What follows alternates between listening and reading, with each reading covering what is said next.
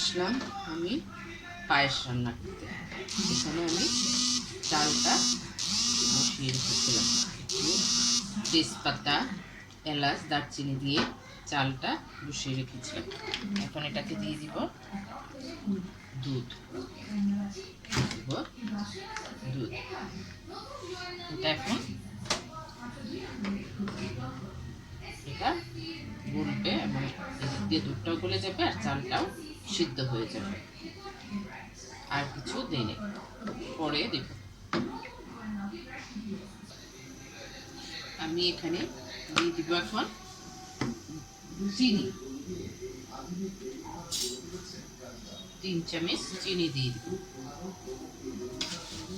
আসলে এই পায়েসটা আমি রান্না করছি আড়ঙের দুধ আর ফুল ক্রিম ডিপ্লোমা পাউডার দুধ দিয়ে।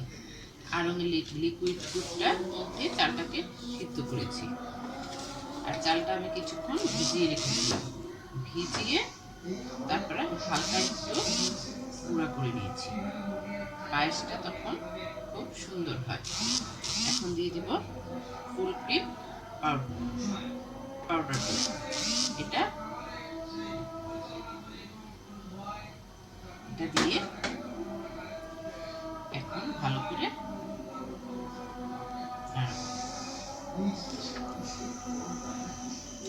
আসলে আমি পায়েসের মধ্যে সবসময় ডিপ্লোমা আর আড়ং দুধটা ব্যবহার করি।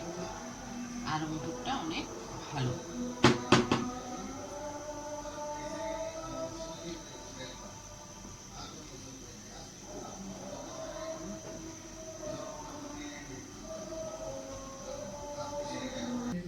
এখানে দিয়ে দিব এখন আমি নারকেলের দুধটা ব্লেন্ডার করে ছেঁকে নিয়েছিলাম, এটা দিয়ে দিব। এখন এটা কিছুক্ষণ জাল হবে। দেখেন সুন্দর সাথে মিশে গেছে।